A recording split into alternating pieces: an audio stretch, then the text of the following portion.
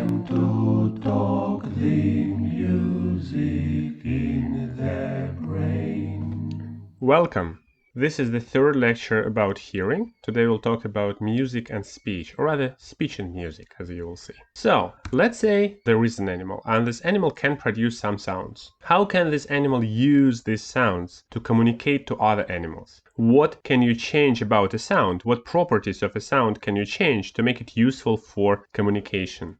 That's a simple question, but let's use it as an opportunity to flex our thinking muscles. So please pause the video, think about this question, really imagine that you're reverse engineering, designing an animal, and you can change how it produces sounds. What are the aspects that you would change if it needs to talk to other animals of this species? Pause the video, think about that, then unpause and compare your answer to mine.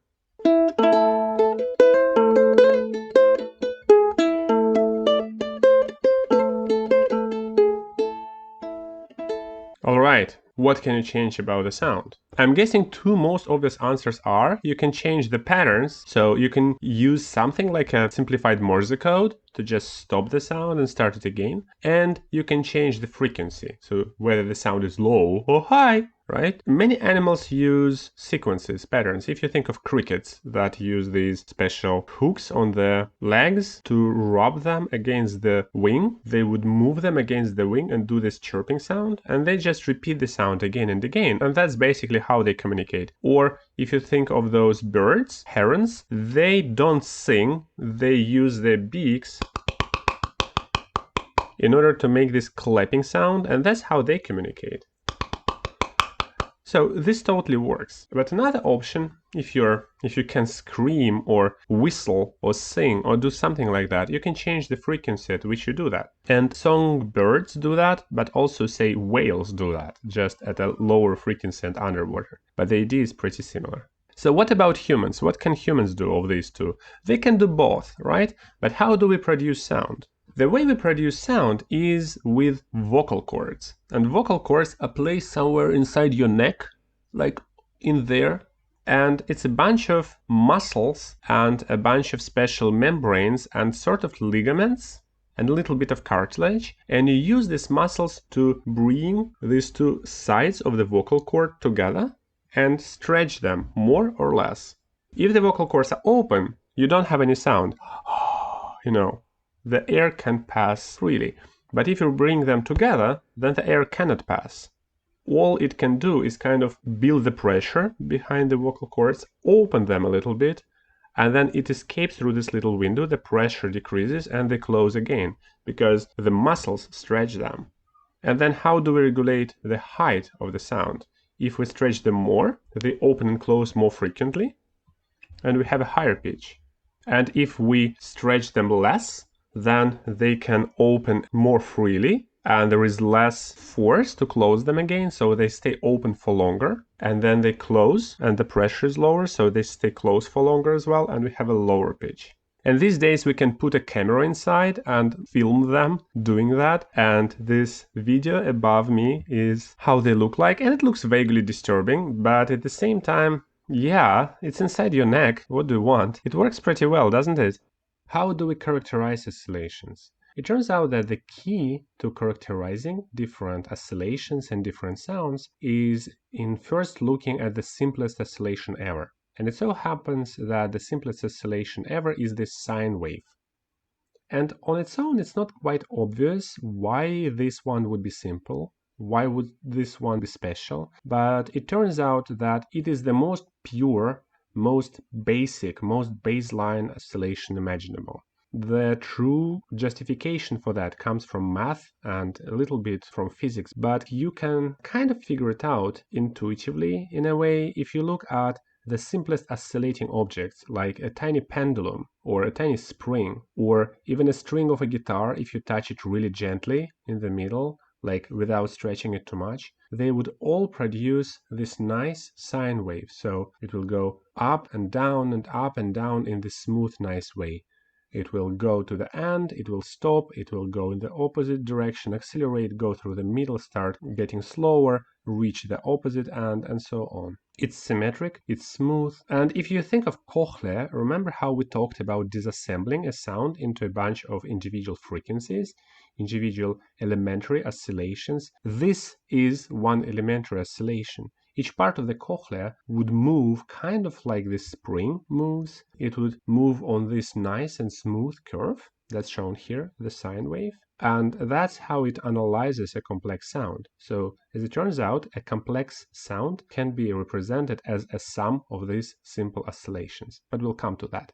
In music, the instruments that sound the most pure, almost characterless in a way. So this pure is not necessarily a good thing, but something like Rhodes piano, also known as electric piano, or a vibraphone, these really clean, transparent, magic, cold sounds. This is about how a sine wave sounds like. So then the question, is the sound produced by our vocal cords a sine wave? Like, do we produce this nice, smooth, symmetric oscillation? What do you think? Of course not. Of course, it has nothing to do with the sine wave. If you think about how it works, we have these vocal cords that are stretched, so when the pressure drops, they close. And they stay closed as the pressure builds up, and then at some point they open and start letting the air out. The air goes out, the pressure drops, and they close again. Here you can see the plot of how it looks like. There is a period when they're closed and there is no airflow. Then they do whoop. So essentially it's a process of opening and closing again, and they close like one would shut a door, because by that time most of the air had left, the pressure drops, and the muscles kind of slam them shut. Us speaking, singing, producing sound with our vocal cords is a really rapid succession of slamming this door made of membranes and ligaments. Boom, boom. That's what's going on. That's what's happening inside as we speak. That's wild. But either way, it's totally not a sine wave. It's very asymmetric. And in general, if you look at most sounds, they have more complex waveforms. So musical sounds are still periodic. They still have this fundamental frequency, the frequency with which the overall pattern repeats. But by and large, they don't look like a nice sine wave. You can see that a flute is kind of a little bit close to it, but as you go further to harsher, cutting, sharper sounds, the waveform becomes more and more wild. And again, we will talk in a few minutes about why it happens so. So let's look at some waveforms actually, not just in this frozen form, but let's start a program that shows a waveform that's recorded by a microphone. Here's a program. It's a sound card oscilloscope. What it shows is a plot of how the pressure changes. These curves are the changes in pressure detected by the microphone. You can notice that when I make a more musical sound, like was it musical? Let's try again. Ooh, it kind of has a wave. But this is a weird wave. Look, but it clearly has a pattern. See how this part exactly matches this part and exactly matches this part. You can also see that the frequency is fairly low, but if I increase the pitch of my voice, everything will get compressed because the frequency will increase. Let's try that. Ooh, that was horrible. But you see the point, right? So let's look at some instruments and some sounds. And let's start with the most gentle ones, so to say, most potentially cold, that we can expect to be somewhat close to a single elementary oscillation. And then we'll go to more cutting, sharper sounds, and we'll see how the waveform changes. Okay, so let's start with something that may actually produce an almost perfect sine wave, because it has these metal strips that oscillate back and forth, kind of like a spring would oscillate. We can expect this device to be as close to a harmonic oscillator, to this simplest pure oscillator, as it can get. Early on, as I make the sound, we will also have the noise, so the very first waveform will be dirty, but the waveform that remains after that may be fairly sinusoidal. So let's try that. Did you notice that? Let me try to stop it. See, that's almost an ideal sine wave. I guess with a vibraphone or a metallophone or a Rhodes piano, we could have gotten even a better result, but that's fairly close. What else has this simplistic cold sound? Whistling actually is pretty close. Whistling as a human can produce. Look at that. That's almost an ideal sine wave as well. Here you can see that it's louder in the beginning. I was probably getting quieter as this was recorded, but that looks like a sine wave, doesn't it? Something like that. And if I do a higher sound, you can see that the frequency increased. Everything is more condensed in this dimension. The oscillation is now happening faster. What other instruments would have this quality? Flutes are not that far from that, although they start to acquire some character. So let's try a tin whistle. See, it's still not that far, but now it has this triangular shape to it. So it's getting a character. It's also starting to get a little bit asymmetric. Look, there is almost like a little notch on the falling side of it. Let's try to make sound more shrill and see how it affects the waveform. See, it gradually departs from a simple shape. The shape becomes more complicated. Let's go for something with even more character. How's about a trumpet? See, we still have an oscillation, we still have a periodic process. You can clearly see the same pattern repeating, and this is the fundamental frequency. The fundamental frequency will be the frequency at which the entire pattern repeats. But now there are some valleys and some peaks within each period. Let's try to go a little bit higher and make the sound more cutting and see how it will affect the waveform. That's a little bit too loud. I need to go further from the microphone probably. See, it's very much not sinusoidal. It still has a little bit of it, but now we have this tiny peak on the bottom. The exact shape, the exact waveform is pretty hard to interpret, and people don't do that actually. There is a better way to look at those that we will discuss next, but at least in principle you see where it's going. The more shrill the sound, the more ragged the waveform. Let's try a saxophone. I don't have a real saxophone, I will use a folksy one.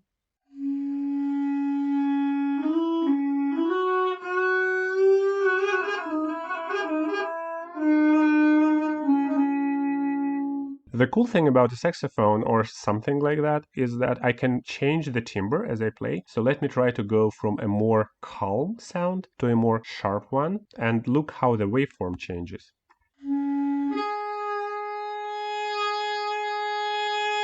And if this wasn't enough, I have another weird instrument that sounds even more ridiculous, and I expect the curve to be even weirder. Let's try it.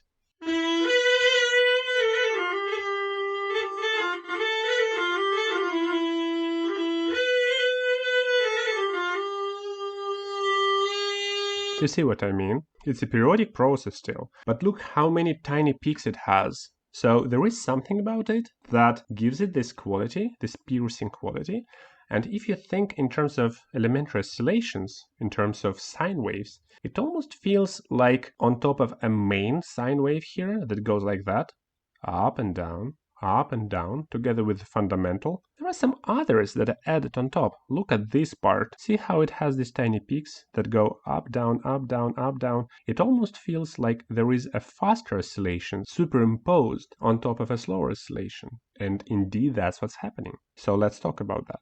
It turns out that complex waveforms can be represented as a sum of elementary oscillations, of these pure, honest sine wave oscillations. These are two pictures from the internet. On the left, you can see how you can gradually synthesize something that looks like a square wave. So first you have one sine wave, but then let's take a sine wave that's a little bit faster.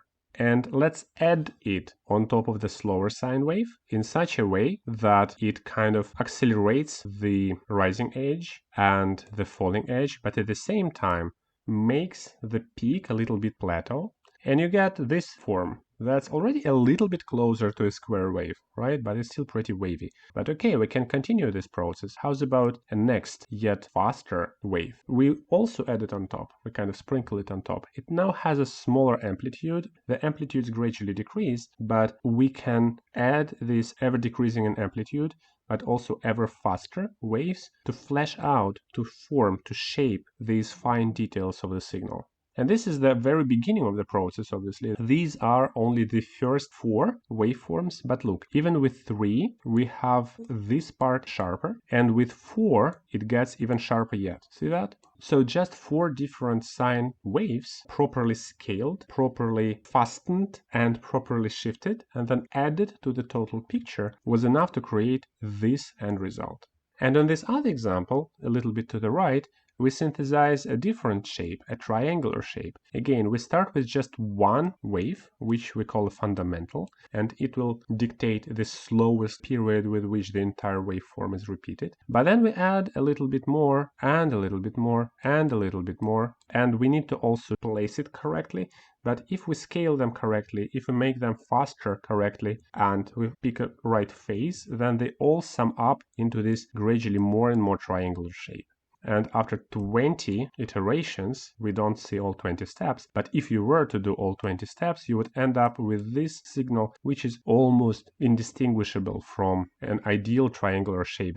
The process of synthesizing a signal, a complex waveform, from individual sine waves is called spectral synthesis. And actually that's what old school synthesizers from the 70s, old Moogs analog synthesizers, that's what they do. But you can also do the opposite, solve the reverse problem. You can figure out which sine waves, which elementary oscillations, which frequencies and which amplitudes you would need to approximately recreate any arbitrary given sound. For example, for this one, look at this purple curve on the right. It's pretty obvious what the period is. It's also shown. See, this part and this part and this part all present the same waveform. So the slowest oscillation that can be used to model this would go like down, up, and down, something like that. How can it be placed? Maybe it goes like slightly down, slightly up, slightly down, slightly up, but it's almost not visible here. The most visible one is the one that goes a little bit faster, up, down, up, down, up, down, up, down. It looks like there is an oscillation that goes approximately like that. I will draw it triangular just because I cannot draw a nice sine wave with a mouse, but you see the frequency of this component. But then it's obviously visible that there is a yet faster component, because if you look at where these tiny peaks are, they are all placed at equal intervals or close to that. Can you see that? So it's obvious that there is another process that goes like, it's so hard to draw with the mouse. There is another process that has a peak here and here and here and has valleys in between. So something like that, except it should be a sine wave.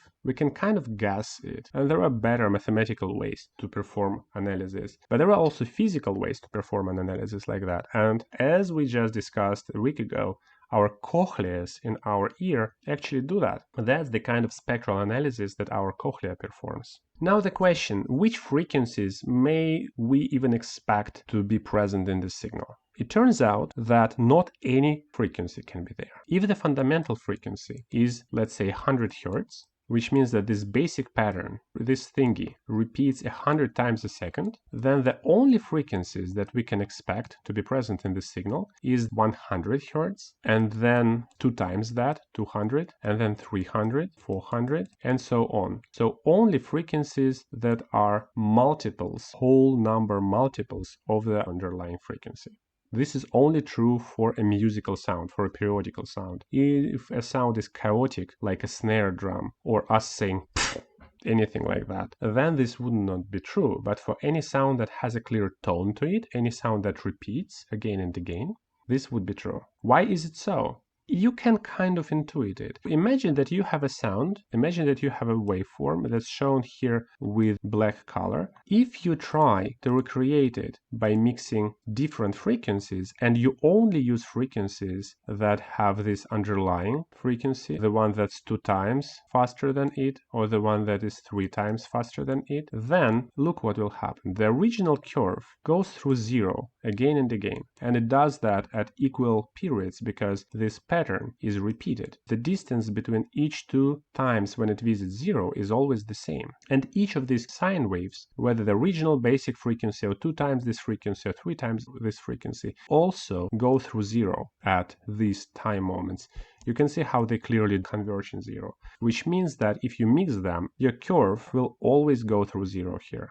If we look at some other frequencies, arbitrary frequencies, something that I represent at the lower part of the plot, it's no longer true. And so you can see how you cannot possibly mix these curves into achieving a final curve that goes through zero in these nicely placed periodic points. Because even if you make them, even if you force them into zero at this first point by precisely picking the coefficients, I don't know, by like cheating, all of them will be at entirely different stages by the time you reach the next point, and so you will not get a zero here, and neither here, neither it will be possible here. It's not a mathematical proof, but you can kind of make yourself believe it. If all of your curves are nice and regular in the sense that they promise to you to come back to zero at equal distances, then you can mix them and get a mixture that represents a periodical process. If the frequencies are arbitrary, so not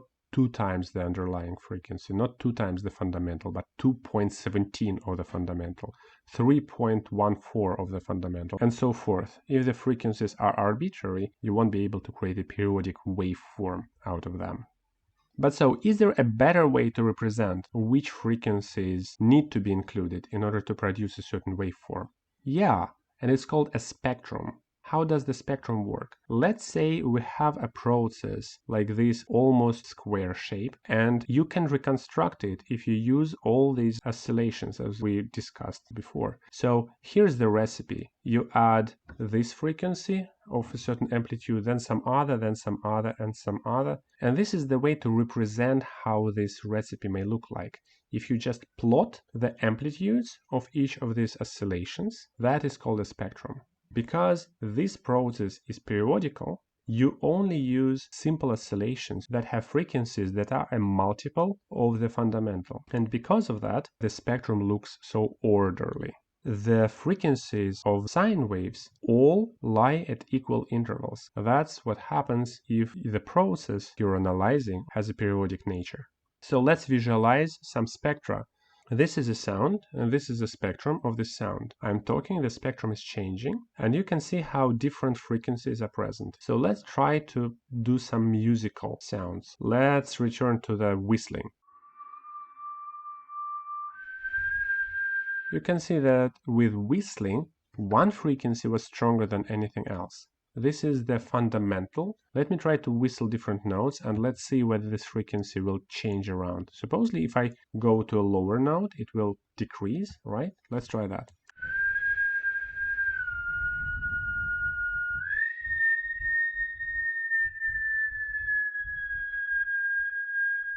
Could you see that? Indeed, the peak went to the right, so the frequency increased when I produced a higher pitched sound. But so whistling is very nice. Let's go again through the sequence of less nice noises. What will happen? Let's try flute. As you can see, even though the waveform for the flute looked kind of sine wave-ish, we now have more than one frequency sitting inside it. We have this basic frequency, the fundamental, but then we have 2 times it, and we have 3 times it. 4 times the basic frequency, the 4th overtone, would have been here if it were present. Let's go for something sharper. Look at that. Now we have the underlying fundamental, but then 2 times it, and 3 times it, and 4 times it, and 5, and 6, and 8. We have the entire range, because I went with one of the more sharp instruments. So something that was obvious even from the waveform is even more obvious from the spectrum. When we have an oscillation produced by clarinet or saxophone, you don't just have a nice sine wave. You have a whole mix of sine waves of ever-increasing frequencies, each frequency a multiple of the underlying fundamental, and the amplitudes gradually go down, but they're still all very much present, and they create this complex, fancy waveform, and they also give the sound its sharpness, because even when the note itself is rather low, there are higher frequencies present in it that contribute to its shape. But is there a better way to visualize that? Because it's nice to have this curve, but it would be nice to see how the sound changes in time. And it's kind of tiring to just look at the jumps and subtle differences of this curve. Can we do a better job here? Yeah, we can. Let's make a spectrogram. How does a spectrogram work? Instead of, as before, doing frequency to the right, amplitude going up, and drawing a plot of sorts, let's do frequency going up, time going to the right, and every time the frequency is present, so every time you would have a peak on the spectrum, we would just color it. And every time the frequency is absent, like in this area of the spectrum, we just keep it white, nothing here. This way, if we have a constant frequency going on, we will have a line. If the frequency is increasing, we will see a line going up. If a frequency is decreasing, we will have a line going down. If we have something like a flute, where you had a basic frequency and then something on top of it, you will have a basic frequency and then something on top of it, and then perhaps something on top of it. And for a clarinet, as you can imagine, we expect to see this ladder of frequencies, because remember, we had really lots of those at equal distance from each other. They went all the way to the horizon and only barely decreased in amplitude. So let's try that. Let's start with whistling and then look at other different instruments. Let's do whistling first. Whistling is simple, so look.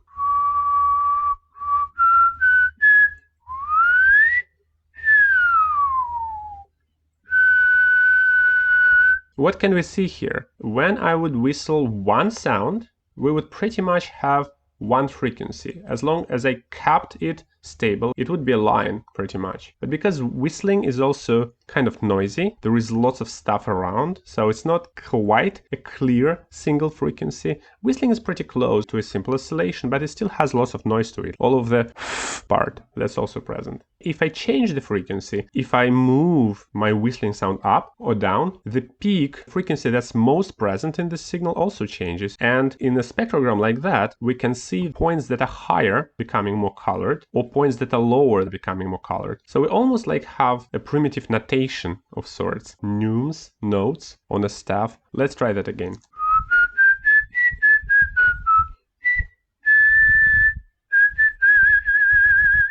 See the vibration? I did the vibration at the end, and you totally can see that. The frequency changes up and down, and you can see individual notes. There is still lots of junk around, but at least the basic principle is clear. Okay, let's just look at different sounds. Whistling is more or less one frequency with a noise. What about all those instruments that we tried before? Let's give them a try now with this way of representation, looking at the spectrogram. Let's start with the flute.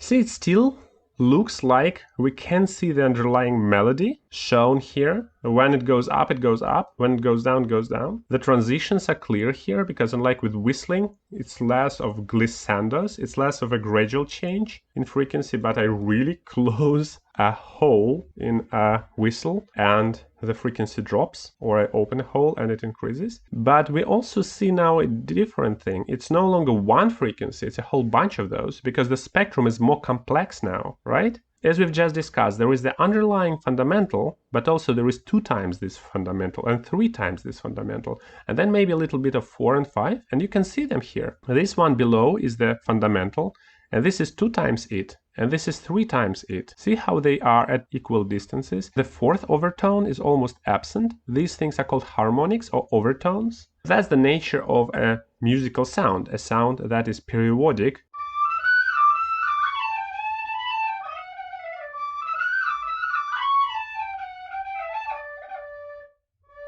Okay, let's try something different, a 5.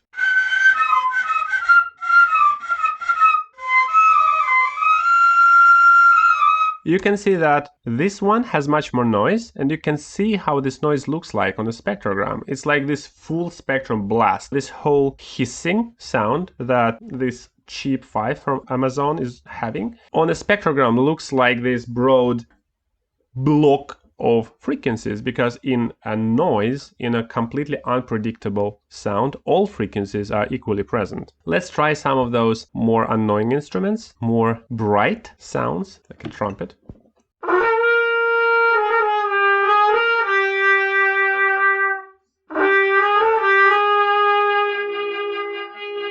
What can we see here? The sound is brighter, and so are the overtones. See, with a flute, which is rather mellow, if you don't include the noise in the picture, we only had like 3 overtones. With a trumpet, we have much more. The shape of the sound is much further from a clean single harmonic oscillation. And actually, as an overshadowing, the nature of sound production in a trumpet is pretty close to sound production in our vocal cords, because where does the sound originally come from? It comes from the lips of the player. You press your lips together, and then you make this highly aesthetic sound inside the trumpet.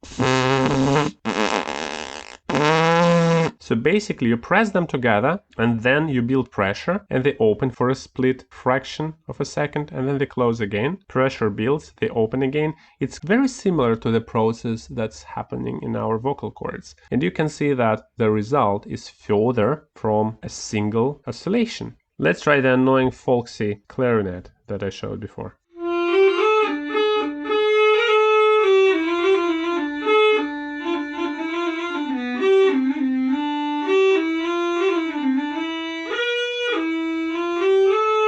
Look at that, what do we see? The spectrum is even more broad. It's still the fundamental and the multiples of it, so you can see the lowest frequency over here and then the second overtone, third overtone, fourth, and so on. However, if you remember in the flute, the lowest overtones were strong, and then they kind of tapered out. Even in a trumpet, the lower overtones were kind of stronger, but here the second overtone is actually pretty weak, and it is the higher frequencies that are strong. You can see the curves for them are more bright, they have more presence in the spectrum, and that's what makes the sound this piercing quality. It has more higher overtones in it. Even though the fundamental is fairly low, there are lots of higher frequencies sitting in it. Okay, let's turn back to communication. We can, like birds and whales, change the pitch of our screaming, singing. We can go higher, ah, and we can go lower, ah. Let's try that. Ah.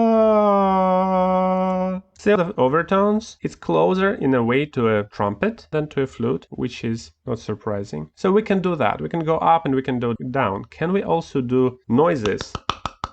Like crickets or herons? The answer, of course, is yes. It's called consonants. So let's try some consonants. Sh, sh,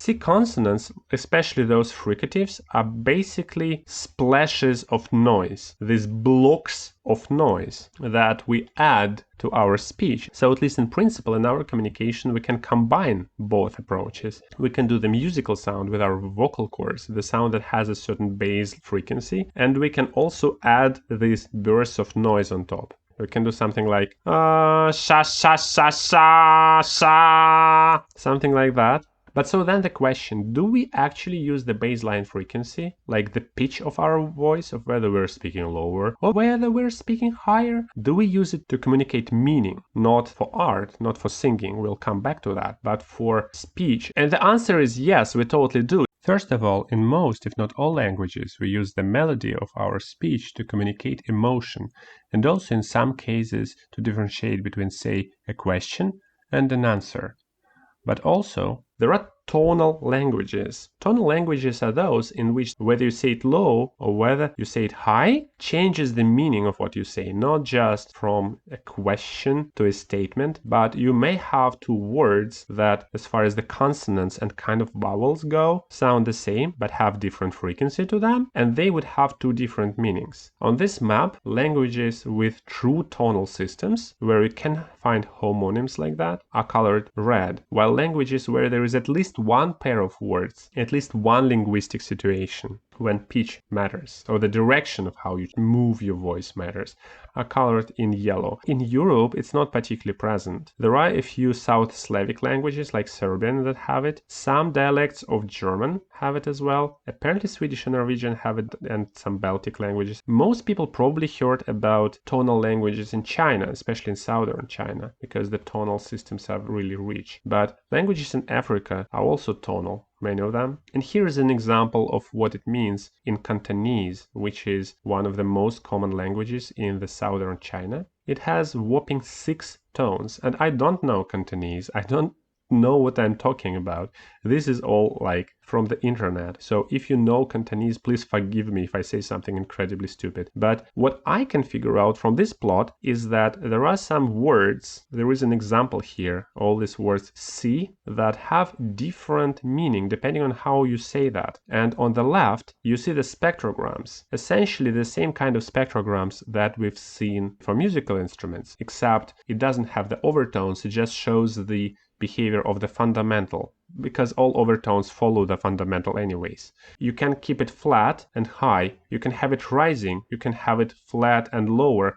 And by the way, I'm sorry, these two pictures come from different sides, so the colors don't match, or don't entirely match. Like red, the first tone happens to be the same, but second tone is green in the top plot, but violet in the left one. Just follow the numbers, okay? I also am kind of afraid to even try to say that, but it looks like if you say something, it's one sound, but if you say, it's a different word, different meaning, different everything. And if you say, it may be different one yet. Does it make sense? And if you speak a non-tonal language like English, it's hard to understand. But a considerable part of world population uses tonal languages. And this is a nice example, which is like, again, I'm so out of my depth here, and it's not even neuroscience, but I just have to tell you people about that. There is this famous, apparently, from what I can infer from Wikipedia, apparently there is this famous poem. Some poets back then, a few hundred years ago, wrote a poem using only words that are exact allophones of each other, so they sound exactly the same with one difference. They use different tones.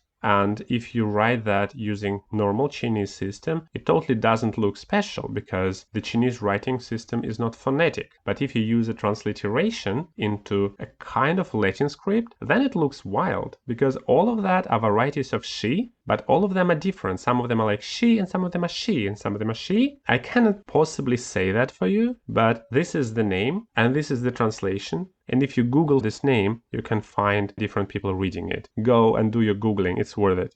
But so next, okay, we can change the pitch and we use it in tonal languages. Good. We can also add these bursts of noise that we call fricative consonants, like psh, k, f. What else can we change? We can combine them, but we also can do another thing. We can change the quality of sound, also known as timbre. This is the difference between a trumpet and a clarinet and a flute. They can play the same note, but the sounds will be different. And as we've just seen from these spectrograms, it's all about overtones. Because here's what's happening in our mouth. And this is some really old video that I just like because it's so old and weird. We have vocal cords that's sitting inside of our neck and they produce a sound. And we can change the pitch again by stretching or loosening the muscles that stretch the vocal cords. But they produce one sound essentially. If it's ah, then it is ah. But then above it, we have our head and our mouth and all the interesting parts that are in there. There is the tongue and then there is a soft palate above it. So many different things. There are lips and all of these guys can move. And all of them are made of meat. And meat is soft, which means that it absorbs oscillations really well. It's not bouncy. It's not like a metal tube, which means in turn that if you change the shape of this meaty chamber,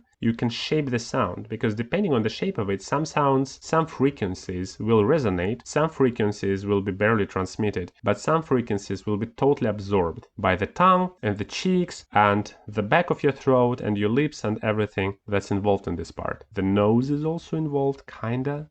So let's give it a try and see how normal speech looks on a spectrogram. And here how it looks. When I talk, let me talk slower so that you could see the spectrograms. When I say vowels, you can see... That's really annoying. You can see those tones, right? There are those letter-like structures every time I use a vowel, but then the shape of it also changes all the time. Every now and then you have this pillar of a consonant. This is a consonant. Look, the very word consonant has lots of consonants. This is also annoying. But you see what I did, right? All those pillars. But even when I say words that have only vowels, do I have like some, I don't know. Let me just try some vowels. A, O, I, A. See what's going on? The meat of my mouth is filtering different frequencies. So let's try it again a little bit more deliberately. Let me start with my mouth fully open, which is like ah sound, and then just gradually close it like ah, oh, ee. Look at that. With ah, which is like around here in the beginning, it was pretty much open, so as much sound could pass through as it gets. There was still meat inside, so some frequencies were like eaten out, like see there is like a hole over here in the upper range of overtones, but most lower overtones passed. Then as I switched to oh, I made it rounder, and suddenly, I don't know why, I can't explain it to you, but suddenly there was a hole in the middle. All the middle overtones were gone, eaten by the flesh, by the meat of me. And then when I switched to ooh, even more frequencies were gone, only the lower overtones remained. So this is kind of almost a flute sound. It doesn't sound like a flute sound. Ooh, maybe it does, I don't know. But when I switched to E, which was actually a weird progression, when I did E, which is a more annoying sound, the most annoying sound of course is yeah, right? It's the brightest of all. So let's try it also. Ow, yeah. See how bright A is? With A, I introduced some resonance by making, I don't know, but there was clearly a resonance. The high overtones were amplified, and E is kind of halfway there. Okay, good. So that's what's happening. Essentially, the way we produce vowels is we generate a broad spectrum basic underlying tone with our vocal cords, and then we filter it with the meat of our body. And if you're synthesizing sounds on a computer, if you're trying to create the minimalistic sound that will kind of vaguely sound to a human like vowels that we use in speech, it's enough, as it turns out, to use two broad filters. What does it mean? You just pick a frequency and you leave frequencies around this peak and you kill everything around. That's called a filter. Not kill, but dampen, lower the amplitudes. And if you throw two of these filters on a broad sound, it does sound suddenly like a vowel to us. The best way to illustrate it is using a demo called Pink Trombone. It's on the web. It's pretty famous and really good. There is a link in the description, but you can also just Google for Pink Trombone. So let me show it to you.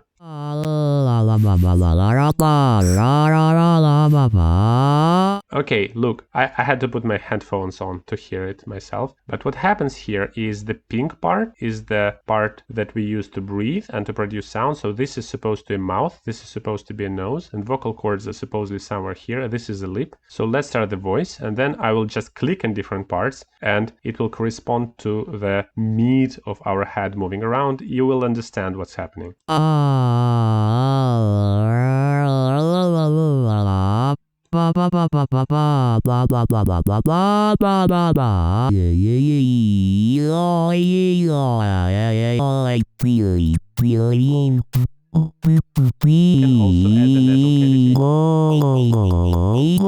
You can play with it at your leisure using the link. I really recommend it. So that's how it works basically. And when you listen to another person speak, your brain somehow figures out the position of the tongue, essentially. And that's wild. But that's what happens if you think about it. Because when they're trying to say something, they're moving their mouth and their vocal cords. This sequence of commands is what communicates the intent. Then the sound may actually be obscured. Maybe they're eating something. Maybe they are a little bit further from you. Maybe there are noises in the room. Maybe they don't feel well and their voice is hoarse or something like that. But there are all these things that make it harder for you to figure out what's happening. But then you listen to them, and from the sound of their voice, you kind of reverse engineer the message that they were trying to send with the motion of their mouth. And from that, you reconstruct the meaning. But the analysis of sound part is pretty impressive. When people played with it, and we've just demonstrated with a pink trombone, it turns out that it's enough to add two filters in order for our brains, for our ears, to perceive it as something that seems to be human voice-like. It's enough to have two filters, and the positions of these filters would change.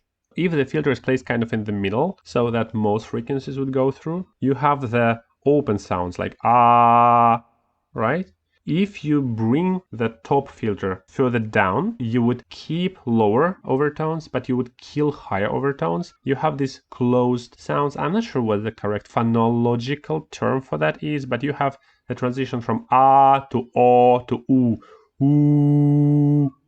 All the high overtones are killed. But if you move this filter, the window of opportunity for overtones to pass, if you move it really high so that you have high overtones, then nothing, and then lower overtones, then you have sounds like eh and e and e. And that's how we perceive the vowels. And by moving them, we can do diphthongs and stuff like that, like wa, a. Well, I should probably try to sing it on one note. Wa, wa, ya, I. See, so these transitions create diphthongs.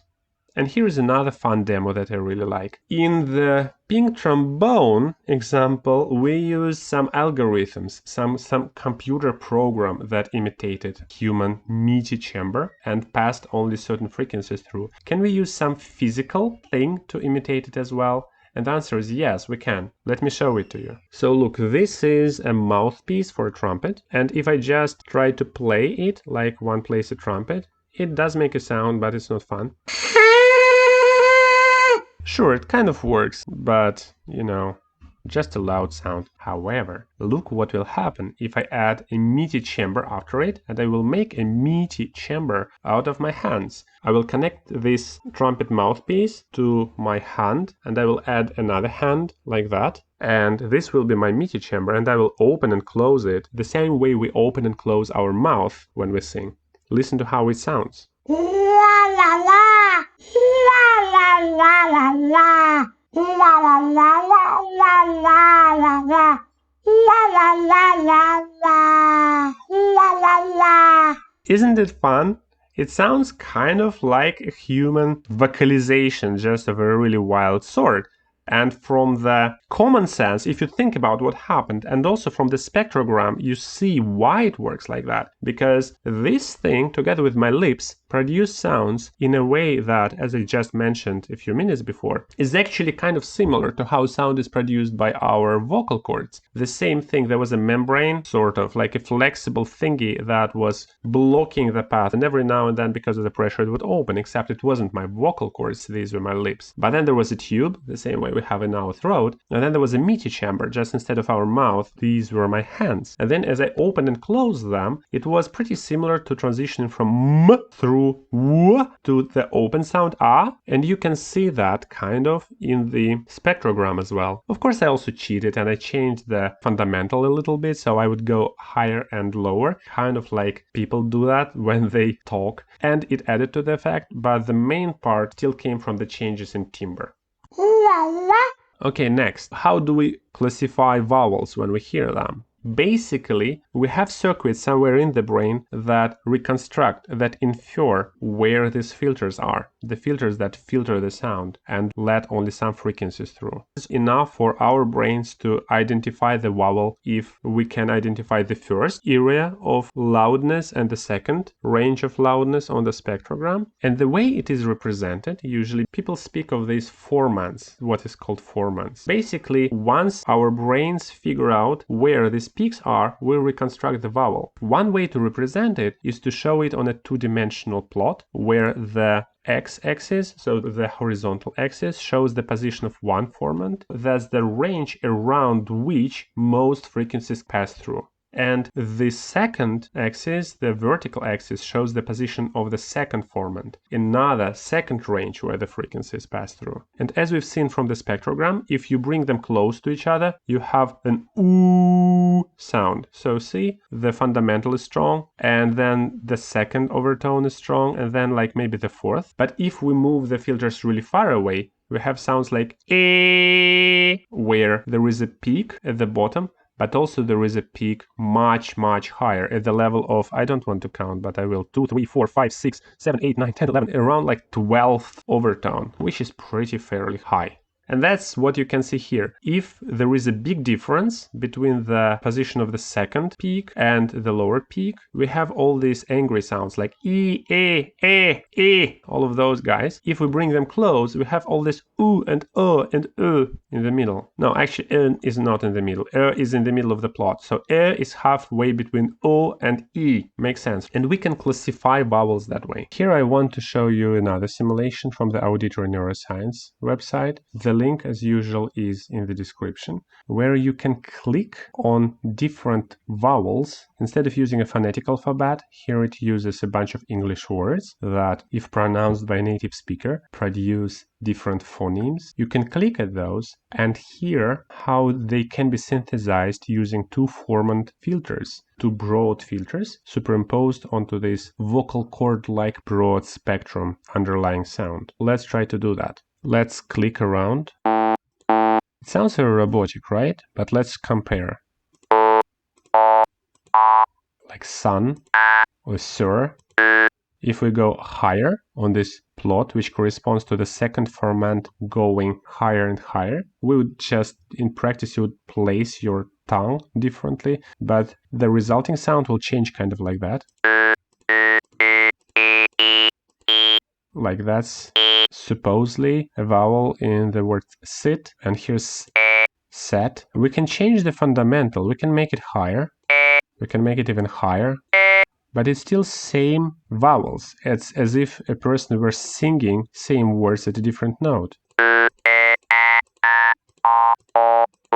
I suggest that you click the link and play with it a little bit at your spare time. It's really fun. Several interesting points here. One, we now can classify accents of a language because, if you think of English, for example, different people speak English differently. Native speakers speak it differently, and if you watch on YouTube all those lectures, dialect coaches that explain to actors how to pretend that they're Scottish, which is kind of weird but fun to watch. There is this lovely video, for example, about The Lord of the Rings and how they invented accents for all the characters in the movie. One of the things that people learn, and people learn it when they study different language as well, is the placement of vowels. I'm not good, for obvious reasons, in showing that, but you can make your vowels really bright and like wide, or you can make them kind of place them more in the middle and move everything towards this and close sounds, and they usually call this placing them forward. I'm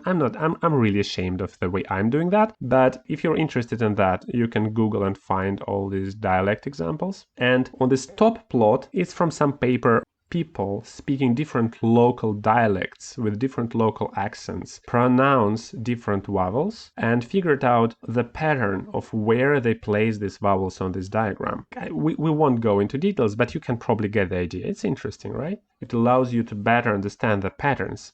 But another thing is about learning other languages, because when you work with accents, with dialects within one language, it's mostly about the entire vowel just being produced differently. So instead of saying nice, somebody can say noise, and that's a different sound, right? It's just the idea of a vowel, so to say, shifts on this plot. But another problem is when you're learning a different language. And the biggest problem that can happen if, say, you speak in a language that has only one vowel around here or around here. Because think what happens. If you have only one vowel that covers this entire range, then it will be incredibly hard for you to differentiate between these two. And that will create not just a shift in the way you say that, but you will conflate them into one sound. And that's really annoying, but also it's really cool in a way. So it's kind of a payment for a really cool thing that's happening. Because if you think of it, obviously, when you speak to different people, they don't always place the vowels in exactly the same way. Maybe you're talking to somebody on a subway, so again, it's really noisy around, but maybe they're also eating like a hamburger, and so all of what they're saying is totally screwed up and muffled. But you should still be able to understand what they're saying, which means that there is actually a benefit for you to conflate lots of sounds into one category. Everything that a person would try to say that falls within this range would be perceived as while everything that falls in this range will be perceived as or something like that. There is a benefit in not getting lost in all these different possible spectrograms, but like having a whole bunch of spectrograms and treating them as an attempt to say one particular phoneme. Because people don't say letters, but there is a limited number of phonemes that every language uses. So early in our childhood, as we learn languages, we learn the bounds of these vowels. We learn what class of sounds are in essence in this language just different noisy representations of the same underlying sound, of an attempt to pronounce the same underlying sound. And then, once you learn that, if as an adult you try to learn a different language, then you can run into a problem, because your brain at this point dutifully conflates all these sounds into one idea. And if suddenly you now need to differentiate between the two, it's really, really hard. And you know, probably the classic example of that is the thing with Japanese speakers in English that often conflate consonant-like sounds, actually L and R. English R and L are both similar to one sound in Japanese, as far as I know. I'm not Japanese. But I will illustrate it on a Russian example, because that's the only accent I can honestly make fun of. So in Russian, there is only one sound E. There is another one, Y, which is like weird, but it's rarely used. When Russian kids learn English in school, they don't realize, nobody tells them, that there are two different E sounds, E-like sounds in English.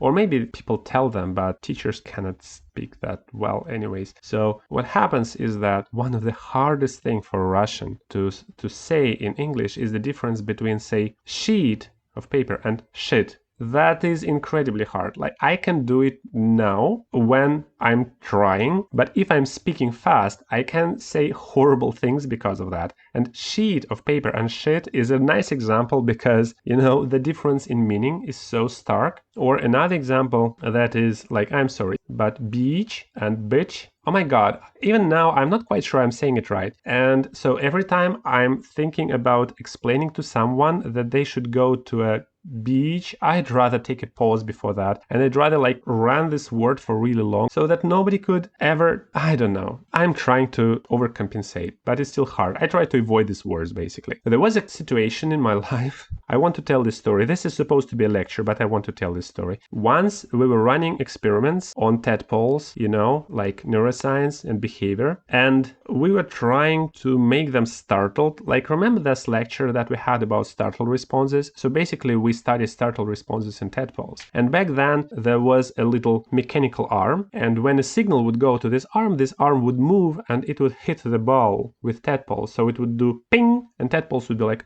real little metal arm that would really strike the ball, produce a sound, make the tadpole startle. And I tried to tell an undergraduate that she should make sure that she hits the tadpoles, but because I was new to the country and I haven't yet realized just how horrible this pair of sounds is for me, I said something like a typical Russian. If they try to say the word hit, they would say hit. So I told her to hit the tadpoles. And she was really confused because she thought she should heat them like on a stove, but they would die. And she asked me, but won't they die if I heat them? And it took us a few minutes to figure out what's going on. Because again, for a Russian speaker, the difference between heat, as in the oven, and hit, as with a hammer, is ridiculously hard to pronounce. And this is why, because as kids, we learn to round a whole bunch of different spectra into one concept of a phoneme.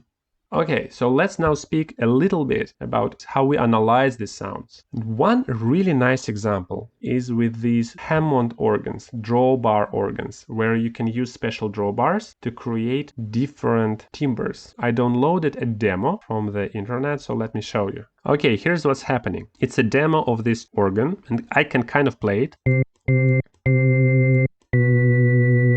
But there is a lag, so it's actually hard for me to play something meaningful. I can try to. I don't know. You get the point. But in these organs, in Hammond organs, you can create the sound with these drawbars. Here are the drawbars. You can pick different frequencies that go into the sound. In a pipe organ, you cannot change the amplitude of those, but you can still turn on and off different pipe registers, so it's also similar. But in a Hammond organ, you can create the sound as you want. Let's see. Let's say this is the basic sound. This will be our fundamental. How's about that? And this is pretty much one oscillation, except it has a vibrato, so let me try to turn it off. Okay, so this is one, but let me try to add some more frequencies to it. So this would be the fundamental. What about the first overtone? See, I can add a first overtone, I can add other overtones. This is the basic frequency, this is 2 times this frequency, this would be 4 times this frequency.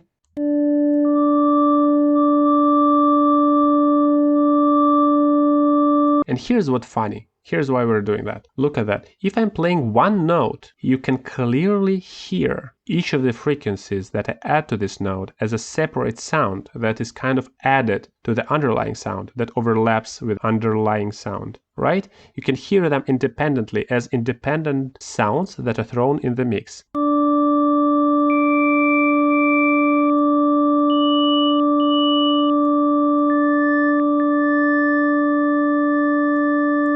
But the moment I start playing a melody or a bunch of chords, you cannot hear these underlying sounds anymore, unless you're a musician or a piano tuner and you have a habit of listening to them. It all blends into one experience, like that.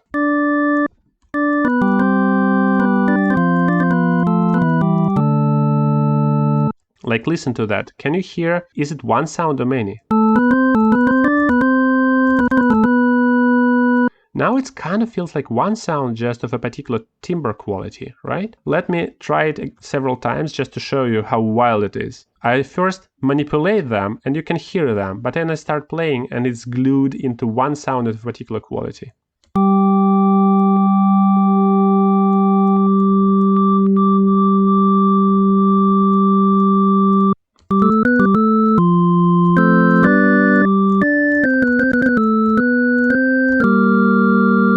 Right? Wild, huh?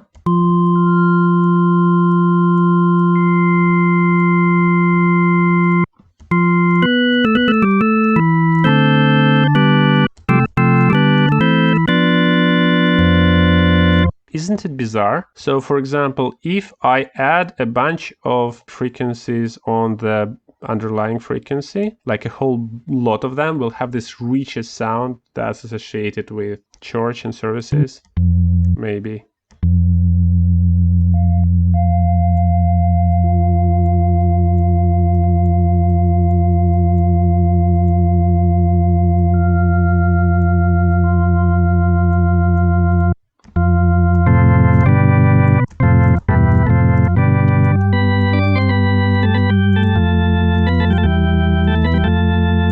But it immediately became one timbre.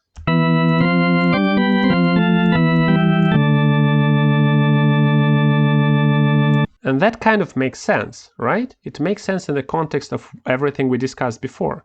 Because when I say, hey, there are all these frequencies inside, just look at that. It's like 20 notes, essentially, that are playing together. But we don't perceive this one sound as 20 different sounds that are happening at the same time. As long as we have a bunch of frequencies that are fractions of each other, and they go up and down together, like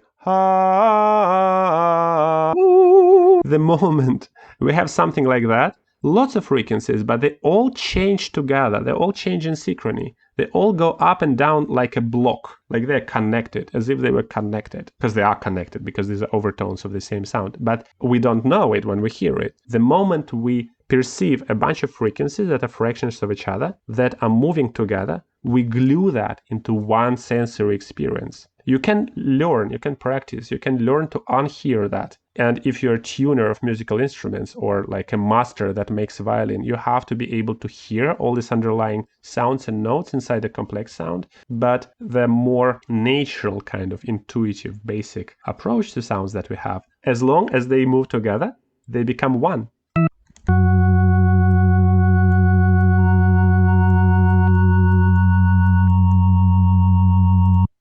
Like, let's pick two sounds that are as different as possible from each other.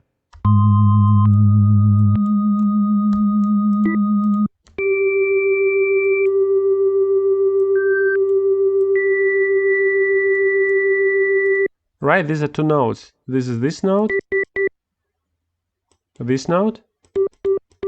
and this note, playing together. Actually more like this one. Let's combine them into one. You can hear both, right? Let's use them to play something.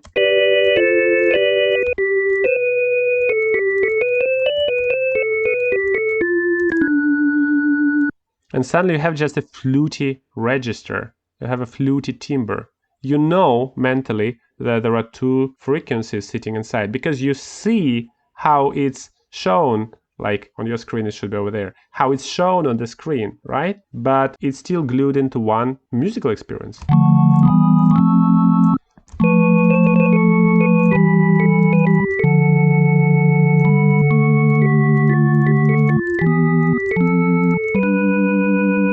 Isn't it weird? And here we can have a little bit of flashback to the topic we discussed before, to how our spiral ganglion communicates to the brain. The spikes are phase locked. And so far we used, when we engineered the brain, we looked at how the brain uses this phase locking in only one context. That was when we discussed how owls figure out where the sound comes from, and humans as well, right? There was this interaural delay and coincidence detectors and everything like that. However, in this case, we can kind of guess that same information, same fact, that when you have two frequencies and if you think of that, if you have two frequencies and spikes are always in synchrony with oscillations and frequencies are multiples of each other, then you know what will happen at the spike level. So one frequency goes like,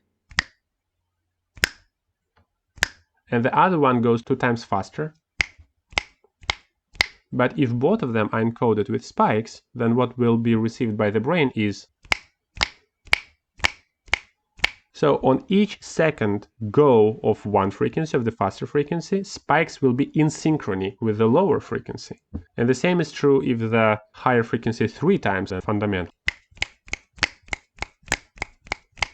Spikes will coincide, which means that in order to identify a case like that, when you have a bunch of frequencies and they're always like moving together, you just have to have some unit somewhere, some neuron somewhere that would listen to these streams from this frequency and from that, and from this frequency and from that, and check for occurrences when matching frequencies are both present, when spikes are happening in synchrony. And it appears that we do have a nucleus like that in our hindbrain that helps us to identify those sounds that have musical quality, that have voice quality, that have an underlying periodical process and a bunch of overtones sitting above it. And that's kind of where this process of analyzing sounds meets music, becomes an origin of music. Except there are more components to music, and I'll try to record a separate short lecture about music in particular. But what we've just discussed is essentially the origin of harmony, because we have circuits in our brain that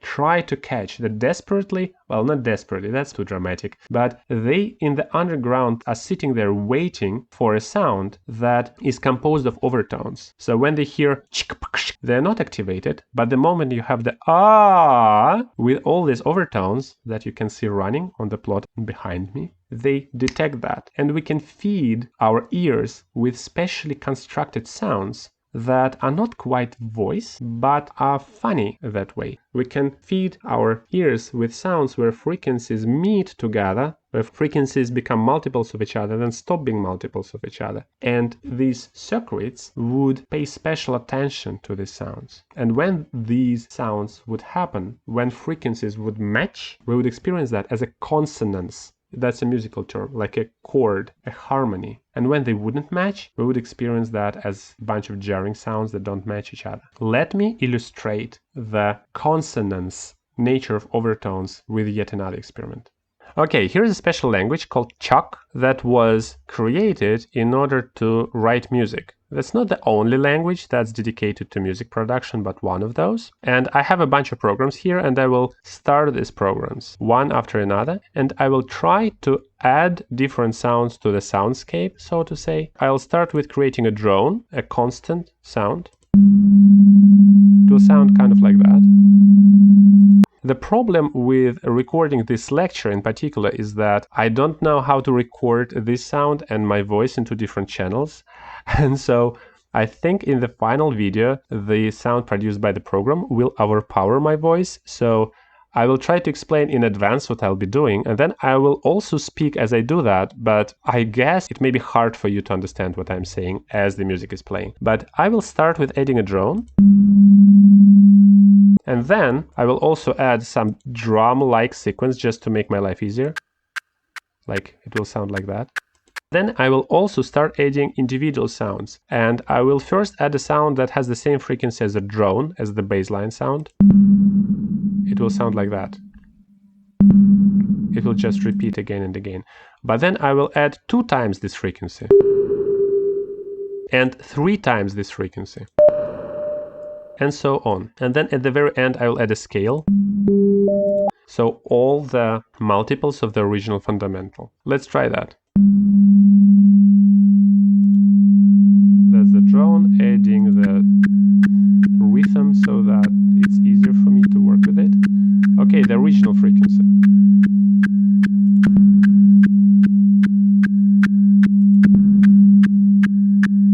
Now 2 times the original frequency.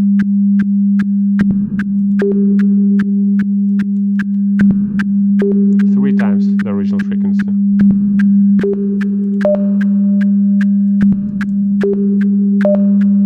4 times.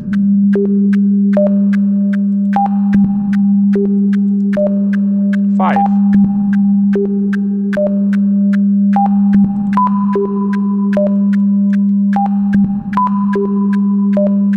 6.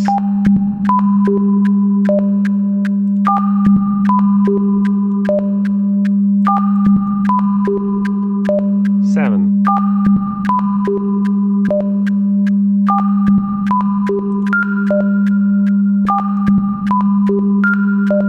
8. 9.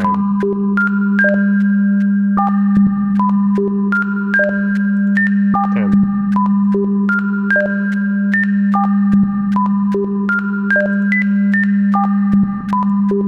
Adding a scale now.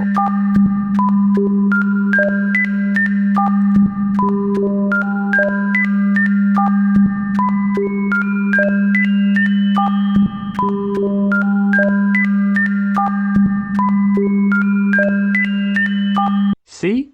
They did sound harmonious. Multiples of the original frequency all matched with the original frequency. When they sounded on top of the fundamental frequency, we perceived that as consonants. The matches were good. Not all of them are used in Western music. They are almost like intervals of Western music, but actually slightly different. And you might have heard that, but still all of them sound fine. This is the nasal overtone series.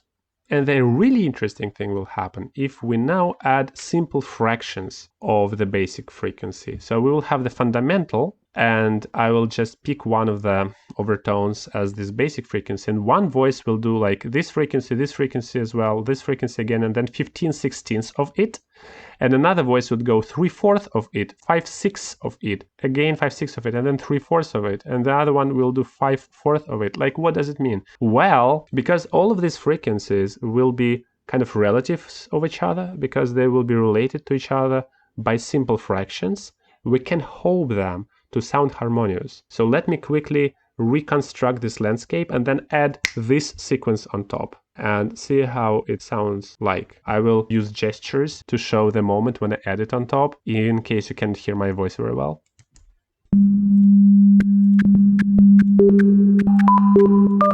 Here I am adding this combination of 3 voices on top of the song.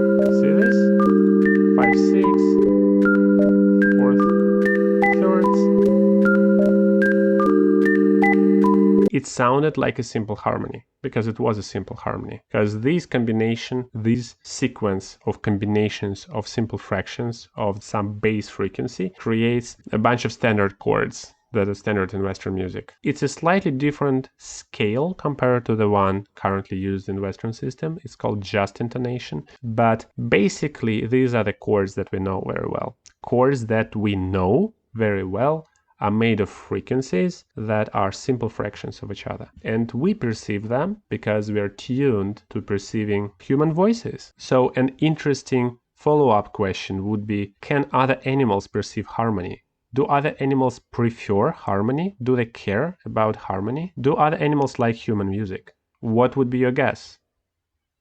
You probably see where I'm going with that, right? They don't. Not because they're stupid, but because they don't have a circuit in their brain that would hunt for these matching frequencies, because they don't use that for communication. Most animals don't use timbre for communication, at least not to the extent to which humans use it. Many animals care about the underlying frequency, like birds and whales. Many animals care about patterns, but harmony is pretty much unique to humans. And again, not because we are better, but because it's almost like an illusion, some sort of a game that teases the process that's running in the back of our heads, like literally the back, in the hindbrain, the process that hunts for matching frequencies and tries to interpret them. And why it sounds fun and pleasant, I actually can't explain very well. And I don't think anyone can. There are some theories about why art is art and why art is pleasurable, but these theories are pretty complex and none of them is universally accepted. And here's the very last thing that I want to show you. There is a funny kind of second-order consequence to music originating from our attempts to find a voice, to identify the presence of a voice in the soundscape around us. Because musical scales are often made of overtones, not necessarily. Some scales deliberately depart from overtones, but that's a separate story, also interesting. The aesthetic of different scales is very different. But the overtone scale is one of possible scales that we perceive as a musical scale. And our voices have natural overtones to them. That's why we hunt for overtones to begin with. That's why we care about them. But because of that, it's possible to do something opposite from what we've done with a drawbar organ. In a drawbar organ, we would add different overtones, but the moment they would move together, it would be glued in our experience into one sound. The opposite of that would be to have one sound and to play with overtones in this sound. And suddenly, instead of changes in timbre, it can be perceived as a melody. And that's called throat singing. In the description, there are a bunch of links to throat singing examples, and I'm not good at that, but I can at least hint at how it's done. And then you can listen to those links and understand how it's actually done by people who actually know how to do that. So if you have vowels and you transition between them, oh, yeah. See what's happening when I did this ooey thing? The overtones were absent at oo, but then they appeared at e, and as I transitioned, we had this curve. I guess the tongue, I'm not sure what was moving. We're not consciously aware of how we speak unless we try to introspect that. But when you move this something, whatever it is, that makes you transition from oo to e, you have this sweep of resonances that crosses all the overtones. And you can try to harness that and isolate one overtone, ideally, and then stress one overtone and then another one. And if you succeed in that, you may play melody with overtones by moving your tongue inside your mouth. And that would be called throat singing. So let me do some attempt, okay?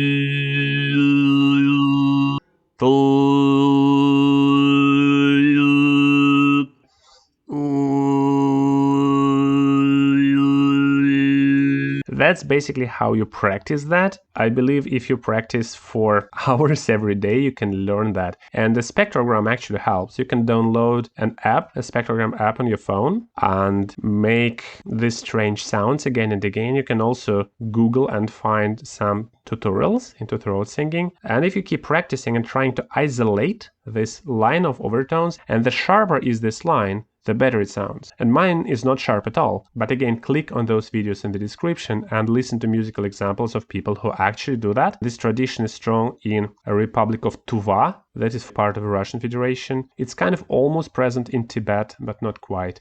And maybe give it a try. It's fun. At this point, we're done. Thank you.